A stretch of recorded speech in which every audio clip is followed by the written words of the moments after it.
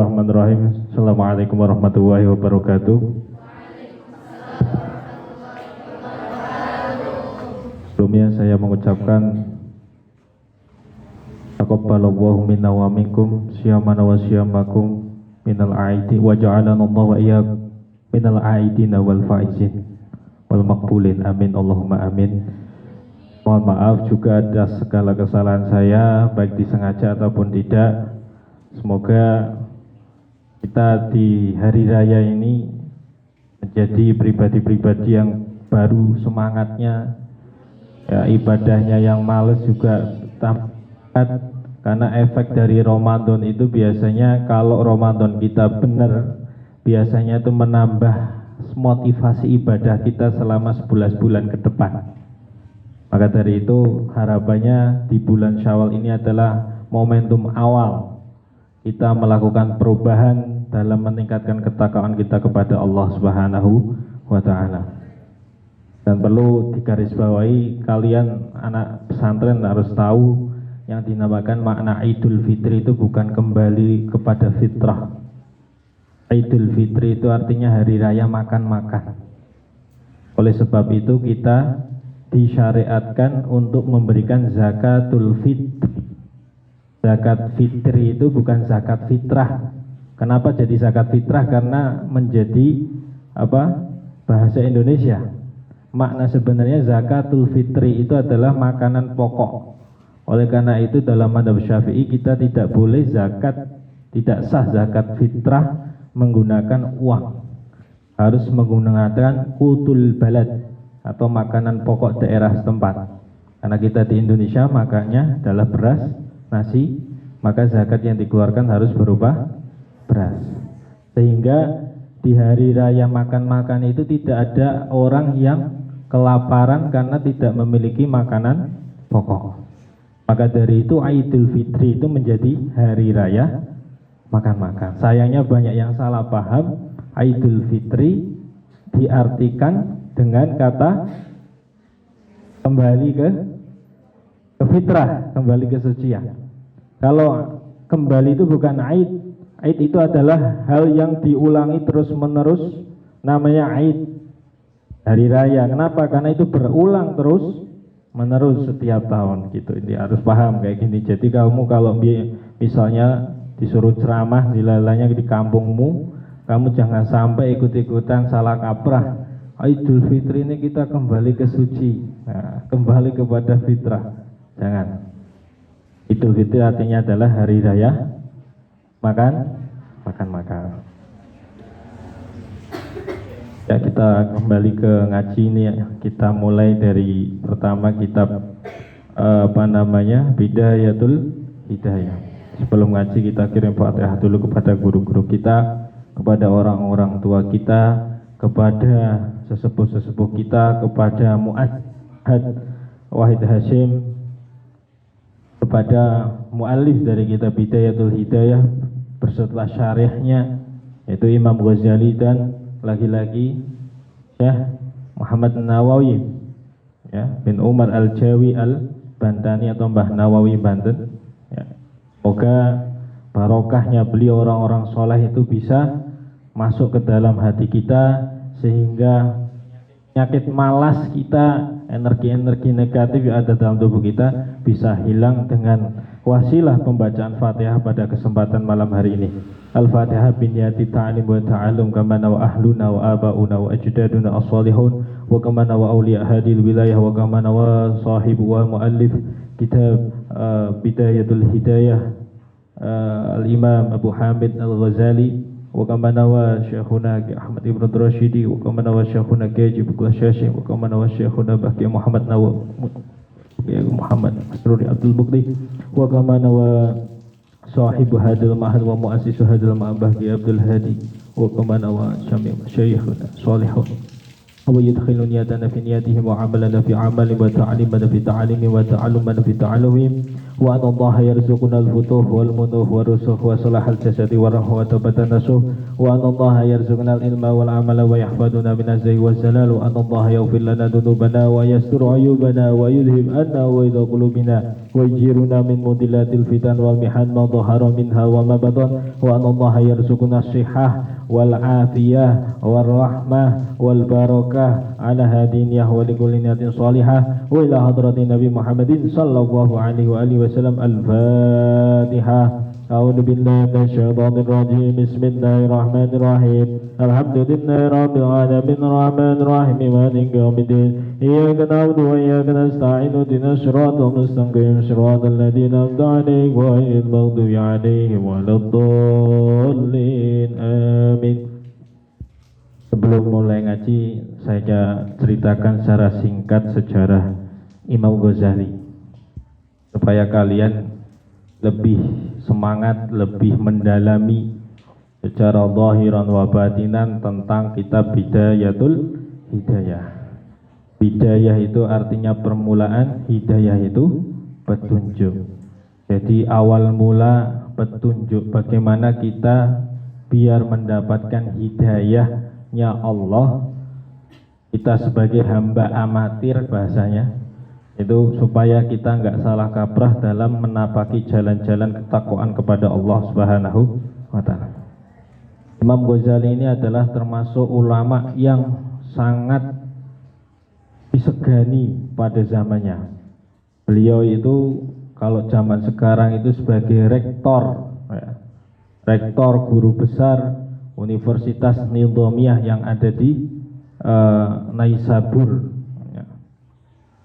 Dan beliau ini terkenal dengan tidak hanya wali yang banyak karomahnya. Seringnya kalau kita mendengar nama Imam Ghazali diasosiasikan dengan orang sakti, wali yang banyak karomahnya. Dan justru Imam Ghazali dikenal baik oleh kalangan kita orang Muslim ataupun kalangan orang Barat itu sebagai Hujjatul Islam. Beliau memang menjadi orang yang pintar sekali dalam menjelaskan sesuatu. Bahkan beliau tidak akan menulis buku pada suatu pembahasan kecuali beliau memang sudah khatam menyelesaikan pembahasan itu.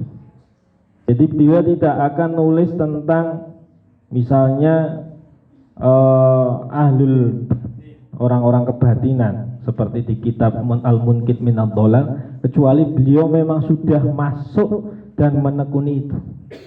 Jadi beliau tidak hanya teori tapi juga cara praktik sudah menelusuri itu. Jadi beliau ketika menulis sesuatu itu risetnya matang. Nah ini yang harus ditiru seorang mahasiswa kalau mau bikin skripsi, ojo ngasal. Risetnya harus mendalam. Ini Imam Ghazali seperti itu. Makanya dijuluki dengan Hujjatul Islam. Dan di tengah puncak karirnya Imam Ghazali itu menjadi rektor yang dimana setiap masjid yang beliau datangi selalu mengeluh-elukan, selalu membanggakan nama Imam Ghazali karena kecerdasannya. Ketika Imam Ghazali di puncak karirnya, justru itulah pintu gerbang beliau untuk memasuki ketakwaan yang semakin dalam kepada Allah Subhanahu wa Ta'ala. Suatu hari kakaknya yang bernama Ahmad Al-Ghazali, kalau Imam Ghazali kan Muhammad bin Muhammad Al-Ghazali ya. Kalau beliau Ahmad kakaknya. Kakaknya ini mengingatkan kepada Imam Ghazali suatu hari, Imam Ghazali sudah punya mahasiswa banyak sekali, guru besar. Corone nek zaman saiki misalnya kayak siapa? Pak Quraisy Shihab ya.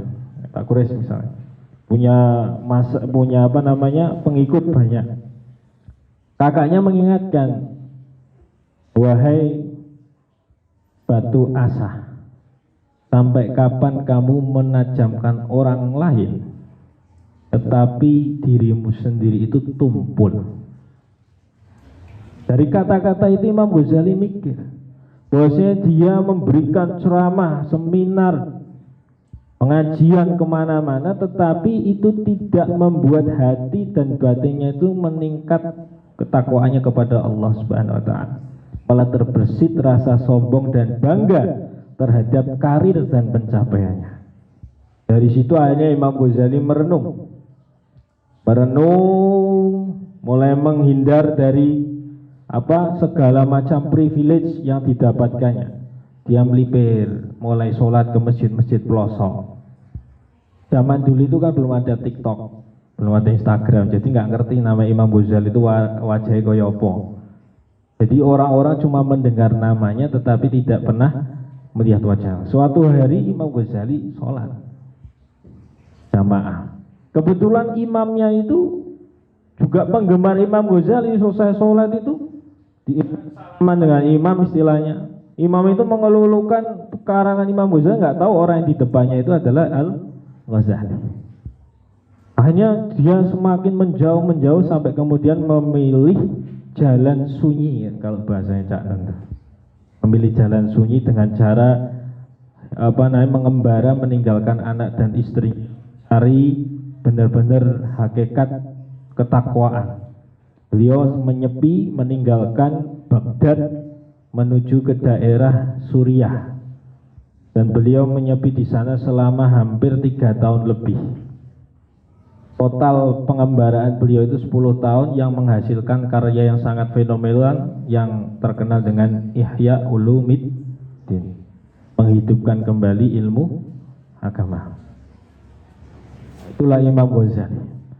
Imam Ghazali di kitab Jami' Karamatil Auliya punyanya Imam An-Nabhani itu diceritakan, kitab ini itu ceritanya karomatnya para wali-wali soleh. Suatu hari Imam Syadili, pembesar dan pendiri dari tarekat Syadiliyah, Al-Imam Abdul Hasan Asy-Syadili, itu mimpi bertemu Rasulullah. Di kitab Jami' Karamatil Auliya diceritakan begitu.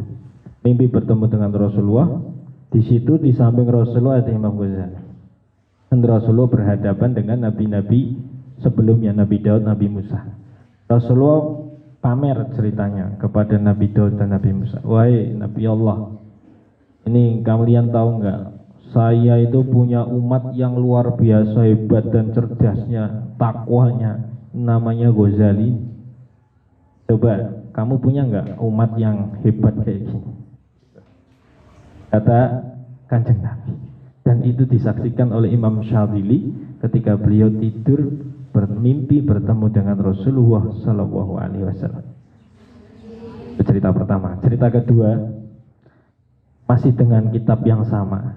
Ceritanya waktu itu di Maroko itu sedang terjadi istilahnya gejolak politik, di mana pemimpin yang berkuasa saat itu ingin digulingkan. Nah, kebetulan pemimpin yang berkuasa saat itu Ghazalian, orang yang sangat menggemari kitab Ihya Ulumuddin, sehingga dimanapun ada majelis mesti direkomendasikan masyayikhnya untuk membacakan kitab Ihya Ulumuddin. Tetapi karena ada gejolak politik, piye carane biar si pemimpin ini, saya lupa namanya, itu kekuasaannya bisa hancur dan kredibilitasnya bisa turun. Akhirnya diisukanlah bahwasanya isu ini sebenarnya sudah ada, cuma dimunculkan kembali, yaitu isu Ihya Ulumuddin. Isinya adalah hadis-hadis dhaif, bahkan maudhu'. Akhirnya karena mereka sudah termakan isu itu, terjadilah peristiwa pembakaran kitab Ihya Ulumuddin besar-besaran di Maroko pada waktu itu. Dibakar semua. Termasuk yang membakar ada seorang syekh soleh, orang sufi juga, dan beliau alim, ikut bakar kitab Ihya Ulumuddin. Hanya setelah bakar, malamnya dia tertidur. Di dalam tidurnya dia mimpi bertemu dengan Rasulullah SAW. Di sampingnya itu ada Imam Ghazali. Imam Ghazali di situ marah. Wadul itu apa? Wadul itu ya cerita lah ya, curcol ya, curhat, curcol kepada Nabi. Ya, sowan terus kemudian beliau ngomong, ngendika, ya Rasul, ini bahwasanya orang ini sudah menuduh saya menuliskan kitab Ihya Ulumuddin yang mana di dalamnya ada hadis-hadis darimu dan itu dhaif bahkan mau untuk kata dia. Padahal engkau tahu sendiri ya Rasul bahwasanya tidak akan aku tulis satu hadis pun kecuali engkau sendiri yang meridhoi dan menyuruhku untuk menulisnya. Ya sudah, Ghazali, kamu mau diapakan nih orang ini? Aku ingin menghukumnya ya Rasul. Ya sudah, silakan dihukum. Pakai apa? Nyambuknya. Hanya Syekh itu disuruh buka baju di punggungnya, siap dicambuk. Baru 2 kali cambuk dia sudah nangis. Dia udah ketakutan dia tuh di mimpinya. Takut, merasa bersalah banget. Terus dicambuk 2 kali dia teriak bangun dari tidurnya. Pas bangun dari tidurnya merasakan punggungnya kok sakit. Akhirnya dia buka bajunya, dilihat ternyata punggungnya ngecap, bekas cambukan. Ini menunjukkan bahwasanya orang soleh yang sangat luar biasa Imam Ghazali itu. Beliau alim, pinter, dan takwa. Nah, kalian sebagai mahasiswa tirulah Imam Ghazali. Pinter iya, takwa dan solehnya juga iya. Insya Allah kalau kita pegang dua-duanya dimanapun kita berada, kita tidak akan terombang-ambing oleh arus. Justru kita yang akan mewarnai arus itu. Seperti kata-kata di Masjid UIN Jogja, apa itu? Anglaras ilining banyu, ngeli anake ora keli. Tuh Sunan Kalijogo. Jadilah pribadi seperti itu, seperti ikan di laut meskipun airnya asin, tapi dia tidak ikut asin, karena dia basicnya kuat.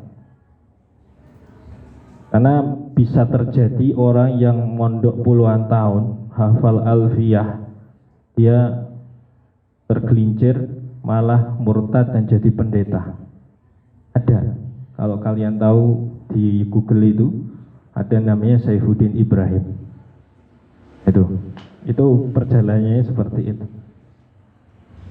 Kita mulai ngajinya. Bismillahirrahmanirrahim. Qala al-muallifu rahimahullahu ta'ala wa nafa'ana bihi wa bi'ulumi fi dharaini amin amin ya rabbal alamin.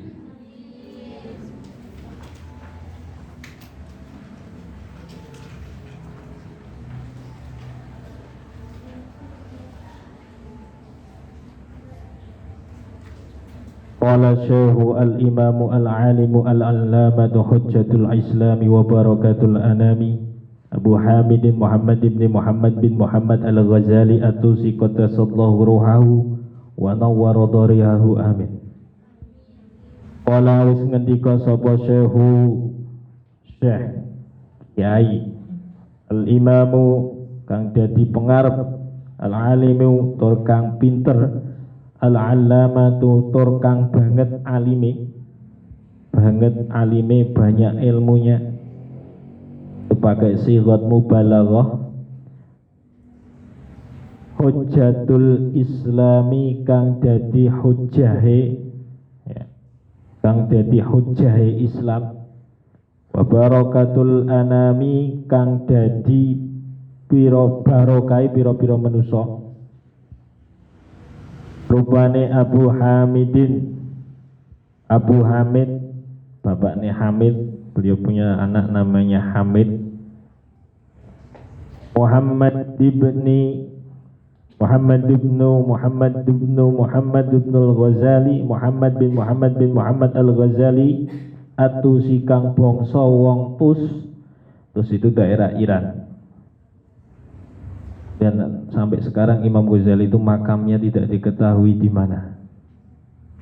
Keadaan kamu kalau mau ziarah ke Imam Ghazali, kitabnya sudah tersebar kemana-mana, bahkan mempengaruhi banyak kiai-kiai Jawa. Kamu ketika mau ziarah nggak ada makamnya. Dan beliau meninggal itu sudah siap. Dia pesan kepada kakaknya yang bernama Ahmad Al-Ghazali supaya menyiapkan dirinya, dikafani, mandi, dia mandi sendiri, ngafani sendiri. Habis itu tidur kayak gini, siap-siap. Kakak, bentar lagi jemputanku datang. Benar. Beberapa menit kemudian beliau meninggal. Imam Ghazali memang unik. Dan orang-orang seperti Imam Ghazali, Ibnu Khaldun, makamnya nggak ada. Mereka jauh dari ketenaran, nggak mau tenar. Kalau kita pengennya makamnya diziarahi banyak orang. Qaddasa mugi-mugi nuciake sinten Allahu Gusti Allah ruhahu ing ruhe Imam Ghazali. Wa nawwaralan mugi-mugi madangake sapa Allah doriyahu ing kuburane Imam Ghazali. Amin. Alhamdu tawis kabehane puji kulillahi kadue Gusti Allah.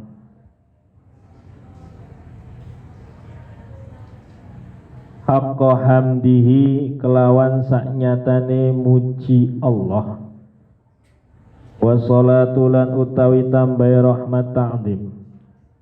Wassalamu lan tambahi keselamatan iku ala khairi khalqihi tetep ing atase luwih baguse makhluke Gusti Allah.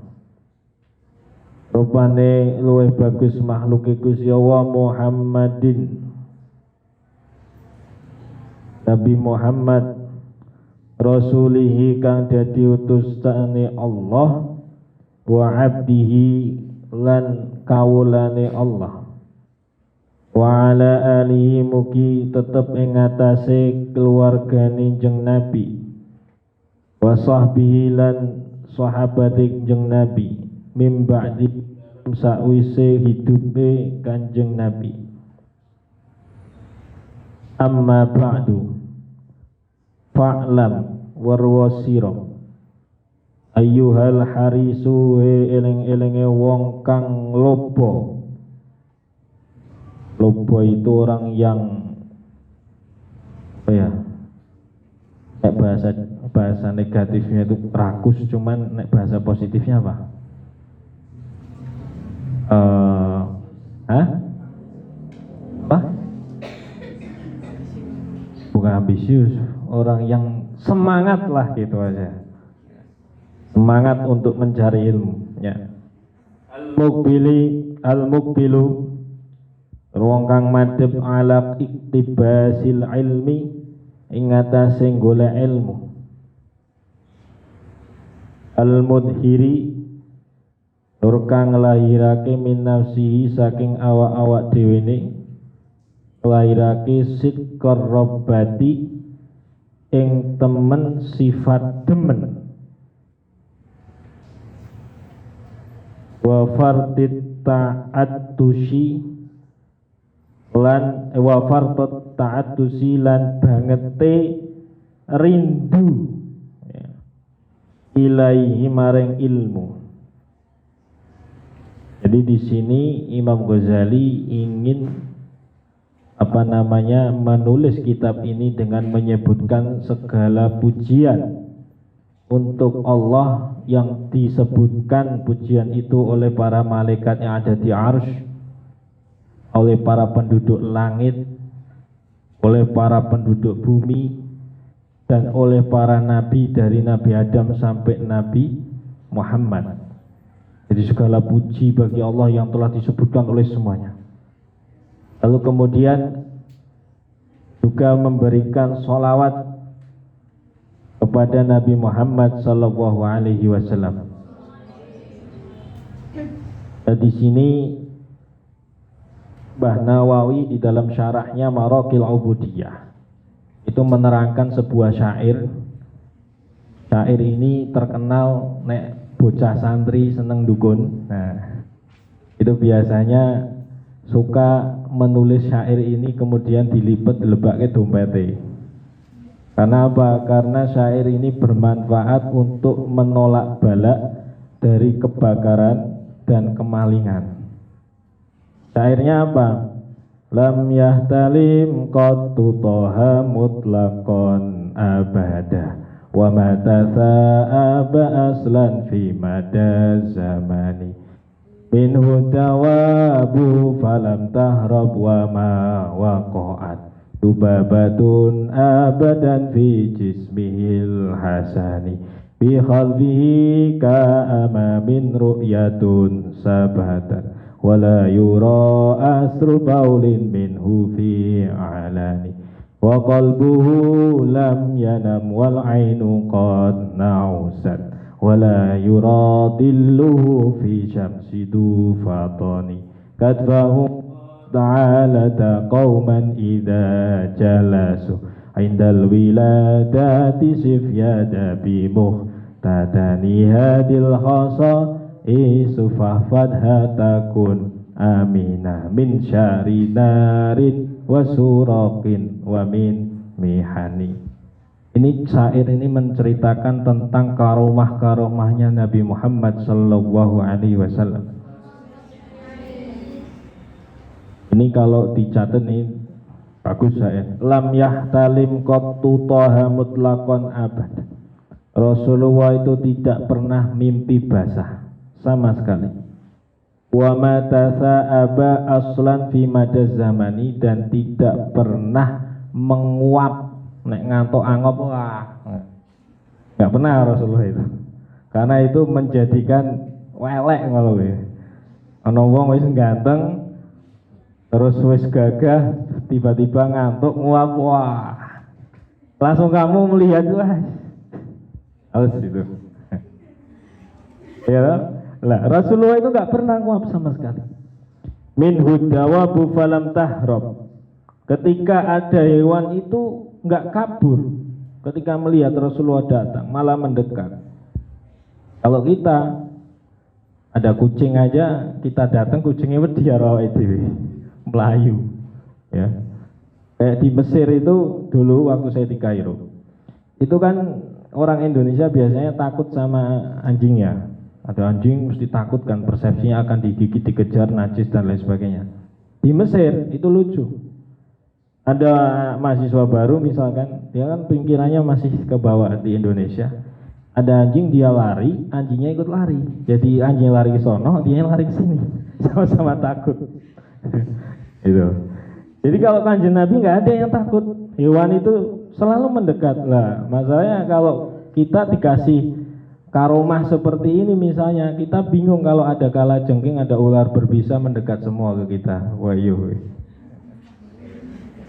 Wa ma waqa'a dubabatun abadan fi jismil hasani, dan tidak ada lalat satupun yang menggerubung Kanjeng Nabi, tubuhnya Kanjeng Nabi, walaupun beliau itu zaman di Arab dulu airnya kan nggak sebanter air di Indonesia melimpah. Bahkan Rasulullah kalau wudhu itu pakai air segayung barengan sama Sayyidah Aisyah, saking susahnya air. Wudhu aja seperti itu, apalagi mandi, kan jarang. Tetapi meskipun jarang mandi, Rasulullah nggak pernah ada lalat ngerubung tubuhnya beliau yang mulia. Sementara kita kadang sudah mandi 2 kali sehari, parfume wakek, ono laler ning mburi kantin, kadang isih nemplok karo itu. Itu pertanda bahwa kita bukan siapa-siapa. Mau profesor, mau guru besar, mau kiai gede, ketika anu laler pengen nemplok ya nemplok wae. Gitu. Artinya kita bukan siapa-siapa. Bi khalfihi ka'ama min ru'yatun sabatan. Dari belakang dan depan itu Rasulullah bisa melihat. Jadi Rasulullah madhep kayak gini, dari belakang itu juga kelihatan. Gak usah pakai spion kalau naik motor, karena kelihatan 360 derajat. Itu Kanjeng Nabi. Wala yura asru baulin minhu fi alani, dan bekas ya air seni beliau yang mulia itu ketika beliau pipis ya, itu nggak ada bekasnya sama sekali, langsung dihisap sama bumi hilang. Kalau kita kadang disiram air beberapa ember sih pesing, tandanya kita itu manusia biasa. Kalau kamu kayak gitu berarti wis ngeri kamu. Kayaknya nggak mungkin. Wa qalbuhu lam yanam wal ainu qad nasat. Meskipun beliau itu meripatnya yang mulia, matanya beliau yang mulia itu merem, tetapi hatinya itu enggak tidur. Jadi ada orang lewat, beliau tidur, tahu siapa yang datang. Ada kucing lewat, tahu Rasulullah. Karena apa? Beliau meskipun matanya itu ngantuk, tertidur, tapi hatinya tidak tidur. Wala yuradilu fi syamsi dufatani, dan tidak terlihat bayangan Rasulullah di bawah terik matahari. Karena apa? Teori fisikanya adalah bayangan itu terbentuk karena ada sinar yang mengenai benda yang lebih gelap daripada dia, sehingga menciptakan bayangan kayak gini. Tetapi kalau objek itu lebih terang, bayangan tidak ada terbentuk. Tapi secara teori Rasulullah itu adalah cahaya, sehingga tidak ada bayangan sama sekali. Dan ini nyata. Saksinya kalau kamu baca hadis-hadis sahih itu banyak itu. Rasulullah itu nggak pernah ada ayang-ayangnya. Kadfahu qad alata qauman ida jalasu, kedua pundak beliau yang mulia itu terlihat lebih tinggi ketika beliau duduk bersama orang-orang. Meskipun kalau berdiri itu sama, tapi ketika beliau duduk, semua pundak yang paling tinggi adalah pundaknya Rasulullah. Menunjukkan bahwasanya Allah Subhanahu wa taala membuat fisik Nabi dihormati oleh kaumnya, oleh umatnya. Wala indal wiladati sif yada bi muhtadani, ketika lahir Rasulullah sudah dalam keadaan berhi dan muhtatan. Kata Mbah Nawawi ya, mengutip syair ini, syair ya, orang yang membuat syair ini bilang, khasaisu fahfadhatakun aminah. Kekhususan Nabi yang ada 10 ini, kalau bisa kamu hafalkan, maka kamu akan aman. Dari apa? Min syarinarin, dari jeleknya atau ngerinya api, kebakaran dan lain sebagainya. Wasurrokin, dan dari pencuri. Wan min mihani, dan dari segala bentuk bala. Karena ngapal ke angin, kadang ngambil jalan pintas, ditulis ning kertas, dikuel-kuel, lebak ke dompet. Nah, ya kamu mau seperti itu boleh, enggak juga enggak apa-apa. Tapi banyak teman-teman dulu yang pernah mempraktekkan itu katanya mujarab, bahwa alam. Saya belum pernah soalnya. Tetapi syair ini juga dulu dijazakan sama guru saya itu, kalau ada perempuan yang susah melahirkan bayi, wangel, disuruh membacakan syair ini. Biniyati tabaruk wa biniyati syifa, dengan niat tabaruk kepada Rasulullah dan niat tabaruk penyembuhan ketika ada orang hamil yang susah untuk melahirkan, gitu. Dan di sini Imam Ghazali kemudian mewanti-wanti, wahai para penuntut ilmu yang haus dengan ilmu, in kunta lamun ono sapa sira iku taksudu nejo sapa sira ditolak bil ilmi kelawan golek ilmu,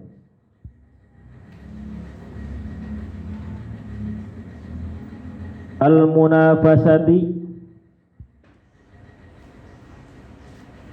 munafasata ya, ededenan berlomba-lomba, wal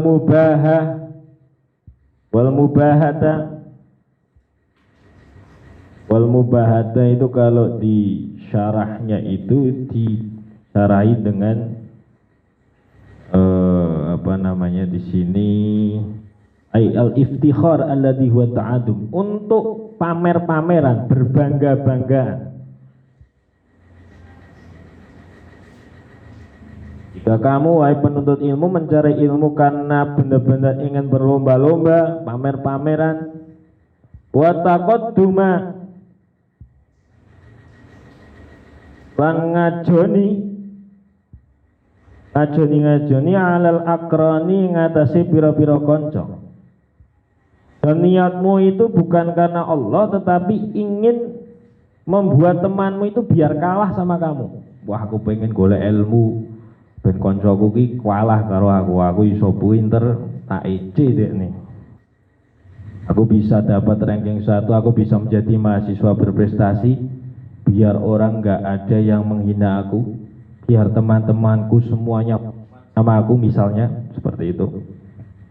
Wastimalata wujuhin nasi, lan ampreh condongaken piro-piro perhatiannya manusia. Kamu ingin diperhatikan orang, kamu ingin dikenal sama orang, ingin viral. Kamu ngaji pengen viral. Kamu nanti aku kalau pulang tak gawe konten ben viral. Nah. Ilaika maring siro wa jam'i wa jam'ta midunya lan ngumpulake piro-piro bondo donya. Aku nyari ilmu, aku pengen kuliah tinggi-tinggi ben golek gaweane gampang. Aku pengen kuliah tinggi-tinggi biar nanti aku punya uang yang banyak. Aku pengen sekolah lagi S2 biar uangku tambah banyak ben sugih. Nah, apa yang terjadi kata Imam Ghazali kalau niat mencari ilmu seperti itu? Fa anta mongko utawi sira iku sain wong kang lumaku bihadmi dinika ing dalem krobohake agamane sira. Ketika kamu mencari ilmu dengan niat yang di atas disebutkan oleh Imam Ghazali itu, maka kamu satu langkah merobohkan tiang agamamu. Kamu merobohkan keimananmu, merobohkan pondasi agamamu. Kalau kamu mencari ilmu dengan niat untuk pamer-pameran, dengan niat supaya dihormati oleh orang, ben balik aku akeh sing nyucruk tangane misalnya, biar pulang saya dihormati oleh orang kampung saya binti kon dadi imam misalnya, maka kita satu langkah menuju kehancuran. Wa ihlaki nafsika, dan ngerusak awak dhewe sira.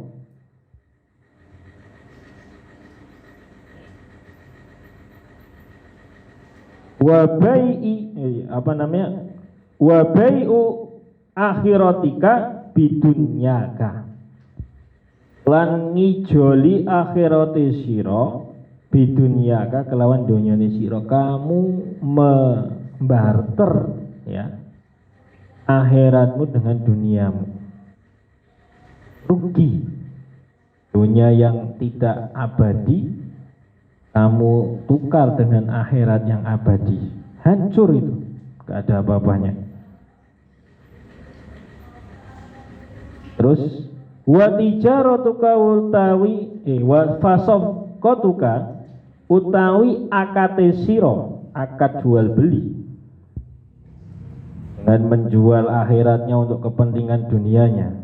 Banyak sekali zaman sekarang itu orang yang menjual akhiratnya untuk kepentingan dunianya, apalagi ini menuju Pilpres 2024. Kamu harus cerdas melihat hal-hal semacam ini. Sebagai santri jangan mau diombang-ambingkan, prinsip dipegang betul-betul.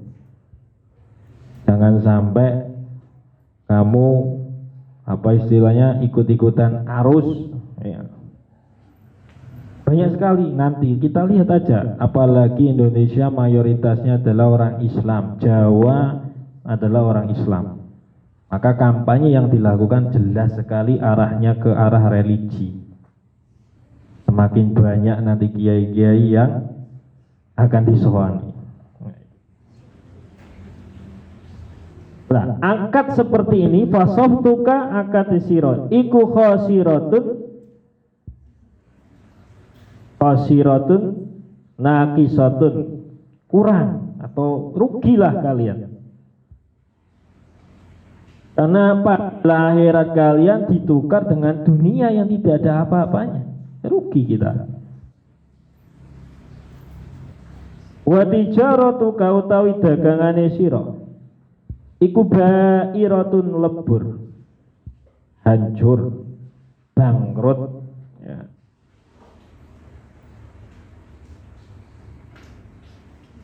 Wa muallimuka utawi wong kang mulang atau gurunya sira iku mu'inun wong kang nulungi laka maring sira ala isyanika ing ngatasé durhakani sira. Wa syarikun tur kang nyekutoni laka kadue sira fi khusranika ing dalem rugi atau hancurnya sira. Jadi gurumu pun ikut dosa. Ketika kamu punya niat untuk mencari ilmu, jadi aku iso-iso melu dosa ya aku iki. Gara-gara niat pengen viral, nanti aku diseret karo malaikat. Kembiyen bocahmu ngaji ana sing niate pengen viral.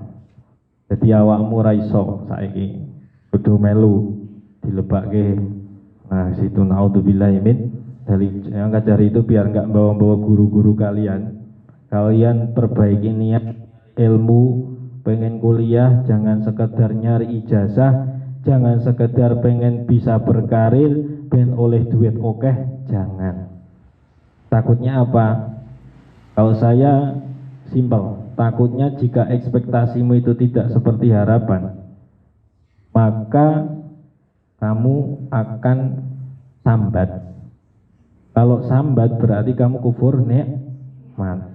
Kalau kamu kufur nikmat, Allah justru akan menghentikan kenikmatan yang diberikan ke kamu. A'udzubillahi min dzalik. Nek dosa iki ketoke angel lah. Itu bayangan istilahnya masa depan. Sing gampang-gampang aja analoginya. Seperti itu. Maka dari itu niat-niat yang selama ini keliru tolong diperbaiki bareng-bareng, kita ngaji bareng-bareng. Ngaji itu kan ngatur jiwa, ngatur psikis kita supaya mental kita itu benar-benar health ya, sehat itu, enggak sakit. Wawalan utawi muallim atau guru iku kabai saifin koyo penjual pedang gaman min qati itorikin maring wong kang begal dalan maring klitih, bahasa nek Jogja misal, seperti penjual peso kepada tukang klitih ya. Kama qala sallallahu alaihi wasallam, kaya dene kama qala kaya barang qala kang wis ngendika sapa Rasulullah sallallahu alaihi wasallam rupane ngendikane man aana ala maksiatin walau bisyatri kalimatin kana syarikan lau fiha. Man utawi sapane wong iku ana nulungi sapa man ala maksiatin ing atase nglakoni maksiat walau bisyatri kalimatin lan senajan ya kelawan separone kalimat atau ucapan. Contohnya di sini digambarkan dengan misalkan saya akan membu, temanmu ngomong Nuh, nah ngoseng ngomong Nuh itu ikut, itu maksud dari hadis ini seperti itu. Walaupun cuma separuh kata, bisa trikalimatin separuh kata. Karena mongkono sopoman iku syarikan wong kang nyekutoni lahu maring maksiat itu, orang yang nglakoni maksiat biha ing dalem maksiat. Jadi kalau seorang guru itu nolongi muridnya ya yang punya niat seperti itu, maka guru itu diibaratkan seperti menjual pedang, menjual peso kepada tukang begal. Ya berarti dia membantu si begal itu untuk melancarkan aksinya. Nah di sini ada cerita menarik. Wa fil hadisi talabil ilmi. Talabul ilmi faridatun ala kulli muslimin. Wa wada'al ilma inda ghairi ahlihi kamuqallidil khanaziril jawahira wa lu'lu'a wa dhahaba. Barang siapa ya di hadis tentang menuntut ilmu itu adalah wajib atas setiap muslim, dan dia mendapati muridnya itu orang yang tidak pantas untuk mendapatkan ilmu, maka dia diibaratkan seperti mengalungkan khinzir. Khinzir itu adalah babi hutan itu ya, dengan kalung permata dan mutiara serta emas. Ya seekor babi dikalungkan dengan mutiara dan masih nggak pantas sama sekali. Itu analogi yang digunakan oleh Rasulullah menggambarkan ketika ada seorang guru yang memberikan ilmu kepada sembarang orang. Hal ini misalnya terjadi dulu ada seorang santri di Mekah. Tahu atau tidak saya kurang paham. Dia itu secara tidak sadar menjadi informannya Snok Horgon. Tahu Snok Horgon? Snok Horgon itu adalah orang intelijen dan dia basicnya itu antropolog yang diutus oleh kerajaan Belanda untuk memantau pergerakan santri-santri Nusantara, santri-santri Jawi yang ada di Mekah. Hanya dia disuruh untuk menyamar dengan nama, kalau nggak salah Abdurrahman atau Abdul Malik, dan KTP-nya berubah menjadi Islam, karena dia tidak akan bisa masuk Mekah kecuali sudah Islam dan mengganti namanya jadi nama Muslim. Dan salah satu informannya Snok Horgon itu adalah orang Sunda, saya lupa dari Tasik atau dari mana, yang informasi terkini dari pergerakan mahasiswa atau santri-santri yang ada di Mekah.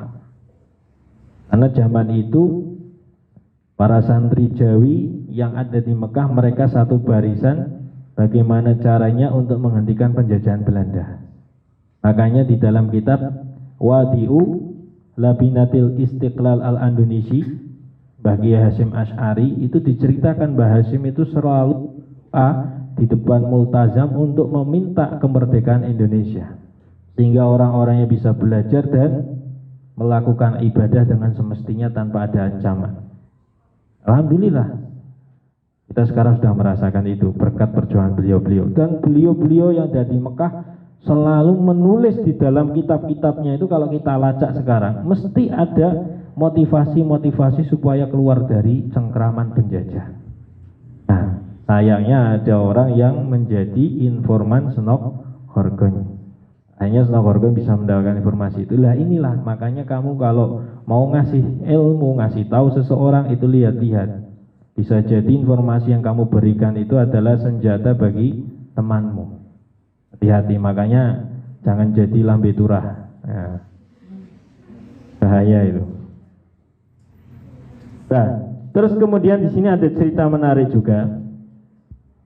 Waruya an Ma'ruf Al-Karhi. Ma'ruf Al-Karhi itu seorang sufi dalam jajaran sanad thariqah Qadiriyah. Kalau di Indonesia Qadiriyah tok itu udah nggak ada, biasanya digabung dengan Qadiriyah wa Naqsyabandiyah. Itu Ma'ruf Al-Karhi. Ya, Ma'ruf Al-Karhi itu dia ceritanya mendengar kabar ya, bahwasanya murid andalannya Imam Hanafi yang bernama Abu Yusuf, yang Yusuf ini pernah belajar bersama Imam Syafi'i, belajar bareng kepada Imam Malik. Jadi kalau dalam tasalsul Ahlus Sunnah wal Jamaah ala madhahibil arba'ah, itu semua madhab itu ketemu. Salah satunya yaitu Imam Malik dulu gurunya Imam Syafi'i. Imam Syafi'i pernah menjadi muridnya Imam Malik. Sementara Imam Malik itu juga punya murid Abu Yusuf yang menjadi murid seniornya Imam Hanafi. Dan ketika sama-sama menjadi santrinya Imam Malik, Abu Yusuf dan Imam Syafi'i itu saling belajar. Imam Syafi'i belajar kepada Abu Yusuf. Dan dulu Imam Hambali juga belajar kepada Imam Syafi'i. Jadi 4 madhab ini adalah hubungan guru dan murid muter. Itu namanya Rabithah. Seperti itu. Nah, ini Abu Yusuf ini ceritanya, dia itu meninggal tetapi nggak ada yang takziah sama sekali, karena ada isu bahwasanya dia itu memihak kepada penguasa, istilah kiai pesenan. Kiai pesenan. Jadi dia akan membela pemerintahan yang kuat yang lagi berjaya pada saat itu. Sehingga orang-orang hanya tidak ada yang mau hadir di pemakamannya. Terus kemudian Ma'ruf Al-Qari ini tidur. Ini pokoknya orang soleh itu cara ditegur sama Rasulullah itu lewat mimpi. Jadi beliau tertidur dan di dalam tidurnya melihat ya Kanjeng Nabi sebelum adanya pemakaman itu. Jadi sebelum jenazahnya Abu Yusuf dimakamkan, si Ma'ruf Al-Qari malamnya itu tertidur dan bermimpi melihat si Abu Yusuf ini. Terus di sini faqultu lahu ma fa'alallahu bika. Apa yang dilakukan oleh Allah kepadamu wahai Abu Yusuf? Qala ghafara li rabbi. Allah Subhanahu wa taala mengampuni segala dosa. Qultu bimada, dengan apa? Qala binashi lil muta'allimin. Dengan aku menasihati para penuntut ilmu. Fantabahtu minan naum fa syahadtu janazatahu. Lalu kemudian langsung beliau bangun dari tidurnya dan langsung takziah, mentakziahi dan menguburkan jenazahnya Abu Yusuf. Jadi penting di sini bahwasanya memberikan ilmu kepada murid, menasihati orang-orang yang mencari ilmu itu menjadi wasilah kita supaya diampuni dosa-dosanya oleh Allah Subhanahu wa taala. Wa in kanat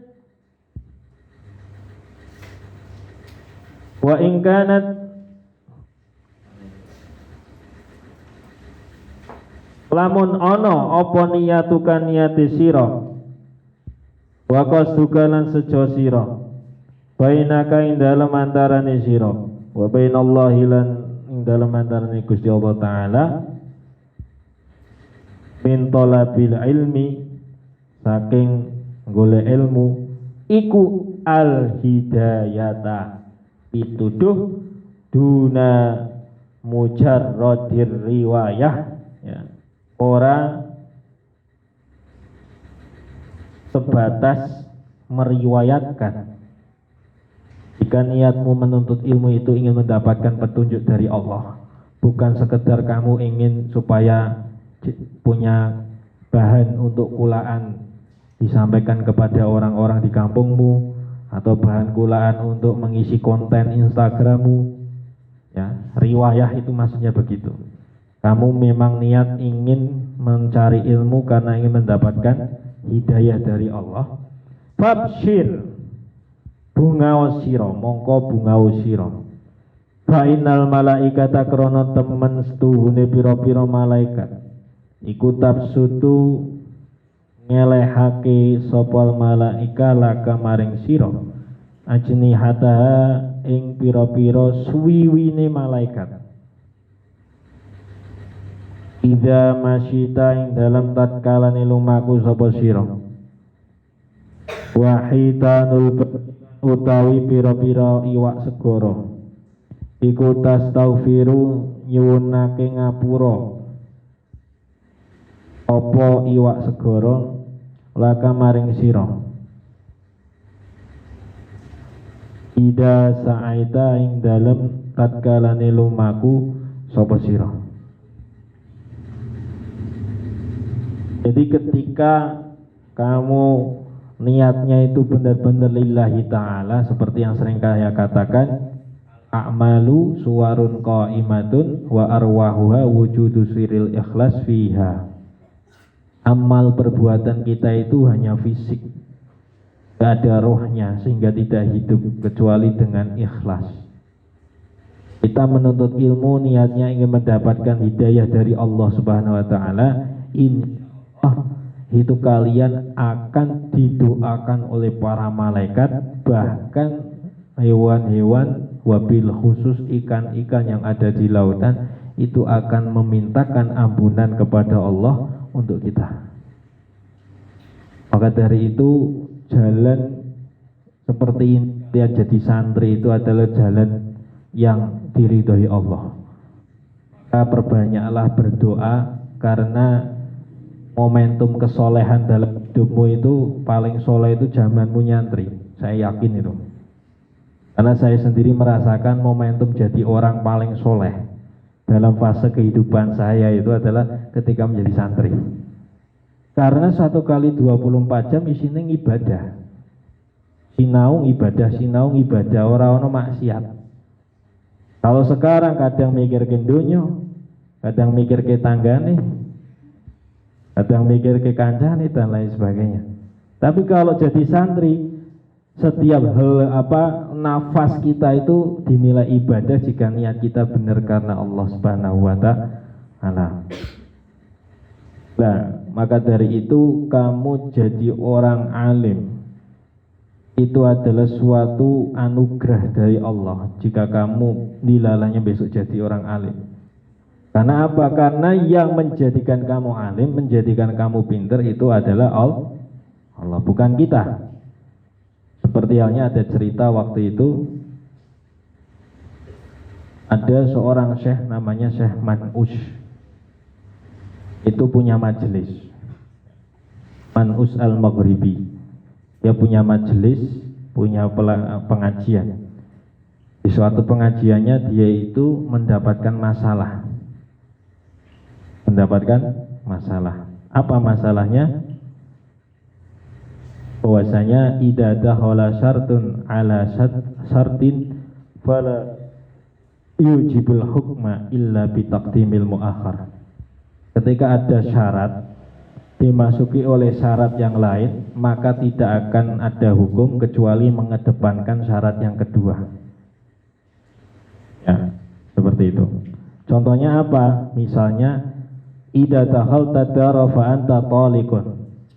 Jika kamu masuk ke rumah ini, maka kamu tertalak. Maka talak itu tidak akan berlaku kecuali dia masuk kepada rumah. Syarat pertama ya talak, syarat kedua masuk rumah. Maka yang masuk rumah ini ditakdim. Itu maksudnya. Nah, orang-orang pada waktu itu masayih itu nggak ada yang paham. Nggak ada yang paham. Dan mereka bilang, walam naro lihadal qol dalilan fi kalamil Arab. Ini apa ini? Kok ada pengetahuan baru? Kayaknya di kitab-kitab manapun, di kalam-kalam perkataannya orang Arab gak ada yang macam ini. Lalu kemudian ada anak kecil pada waktu itu yang bernama Hamdan. Itu syekh juga, nanti jadi orang ulama hebat. Waktu itu ada Hamdan lagi ngaji. Terus dia bilang bahwasanya maqalahul Imam Asy-Syafi'i wal haqqu. Apa yang dikatakan Imam Syafi'i benar. Karena yang ngomong anak kecil semuanya pada noleh. Sopo kuwi cah cilik melu-melu lagi basul masail kiai istilahnya. Terus ada anak kecil kelas 3 SD misalnya ikut nimbrung, mesti dia akan didelokke wong akeh. Nah, itu terjadi juga pada waktu itu. Hamdan itu langsung dilihat sama orang. Kamu anak kecil nggak usah ikut-ikut dan kamu nggak paham. Terus kemudian bilang udah. Laisa bainana wa bainal haqqi husumah. Tidak ada pertikaian antara kita dan kebenaran. Kebenaran itu bisa datang dari siapa saja meskipun itu dia anak kecil. Tidak seperti orang-orang kita tua yang dahulu. Bahwasanya wong tua kuwi ora ana sing ngelekke ketika dia melakukan kesalahan, sehingga kesalahan yang dilakukan oleh orang tua itu dan menjadi kebiasaan akhirnya menjadi syariat baru yang diikuti oleh orang-orang setelahnya, dan itu keliru. Itu yang terjadi di kita kan gitu. Ana wong tua salah awake dhewe sungkan. Oh enggak enak ini wong tua ya, imame kuwi yang maca qul huwallahu ahad misalnya. Rabena saya baru pulang dari nyantri baru setahun, ngajine yo kadang bolos. Masa saya mau ngelek ke imam? Enggak apa-apa, tapi caranya yang bagus. Jangan ketika di depan jamaah kamu, wah Pak jangan salah, wah itu cari perkara itu kayak gitu. Ya harus yang baik. Ketika lagi berduaan, matur yang halus, hati-hati. Seperti inilah. Ketika Hamdan bisa mengatakan seperti itu, dia itu langsung menyadari bahwasanya dia itu bukan orang ahli debat. Kenapa? Karena dia merasa bahwasanya Imam Syafi'i lah, ya, lantaran Imam Syafi'i dan Allah Subhanahu wa taala kemudian menggerakkan lisan Hamdan untuk memberikan keterangan itu. Ini bukti bahwasanya tingkat kesolehan seseorang itu akan tinggi. Dilihat dari cara dia memberikan statement. Kalau ada orang merasa pencapaian karir keberhasilannya itu karena usahanya dia, ini berarti nggak soleh. Walaupun ibadahnya 5 waktu dan lain sebagainya. Karena apa? Dia sombong dengan dirinya. Dia terlalu pede dengan kemampuannya. Maka dari itu ketika kamu besok jadi orang, jangan muncul sebersit pikiran bahwasanya kamu mencapai pada pencapaianmu saat ini karena usahamu. Kamu nggak tahu ibumu yang setiap malam bangun mendoakanmu nggak dihitung. Konco-konco sing seneng mbek awakmu yang mendoakan kesuksesanmu kadang juga jajak ke awakmu itu nggak dihitung. Itu ada hitungannya. Tuh. Maka dari itu janganlah merasa diri kita menjadi orang paling hebat karena iblis itu terusir dari langit lantaran hal ini. Yang mengatakan ana khairun minhu khalaqtani min nar wa khalaqtahu min tin. Itu di Al-A'raf ayat 11. 12 juga. Iblis terusir dari langit karena dia merasa hebat padahal dia itu sayyidul qurubiyina. Beberapa ribu tahun dia mengetuai jajaran para malaikat kurubiyin dan malaikat ruhaniyin itu ribuan tahun. Dan dia tofal ars, dia berkeliling di arsnya Allah itu selama 14.000 tahun. Dan dia hidup bersama malaikat 80.000 tahun. Jadi kalau iblis ditanya tentang Quran 30 juz hafal beserta asbabun nuzulnya. Karena dia melihat secara langsung ayat itu diturunkan. Ditanya soal hadis dia tahu asbabul wurudnya karena dia membersamai Rasulullah. Ditanya soal kitab dia juga tahu karena membersamai para muallifnya. Apa yang membuat iblis terusir dari langit kan padahal dia itu orang yang sujud ribuan tahun, ngabdi sama pangeran ribuan tahun. Karena dia mengatakan ana khairun minhu. Ketika Allah memerintahkan iblis untuk sujud, dia enggan. Yang merasa lebih baik dari Adam karena Adam tercipta dari tanah sementara dia dari. Nah, sifat sombong inilah yang secara tidak sadar akan menghancurkan amal ibadah kita. Maka dari itu hilangkan sifat sombong. Meskipun kamu bisa nyantri, dilalah bisa ngaji, dilalah bisa ibadah, bisa melakukan sunnah-sunnahnya Nabi, pahamilah bahwasanya ini karena taufiknya Allah Subhanahu wa ta'ala. Sehingga kamu tidak punya pikiran merasa lebih baik dan menjudge orang lain. Wah, dia itu durhaka sama Allah. Oh, dia itu amalnya nggak sebaik saya. Oh, dia itu nggak ngaji kayak ini dan ini. Jangan punya pikiran seperti itu. Karena itu eman-eman menghancurkan amal ibadah kita. Ya, kita lanjutkan di pertemuan selanjutnya. Wa a'lam bishawab. Wassalamualaikum warahmatullahi wabarakatuh.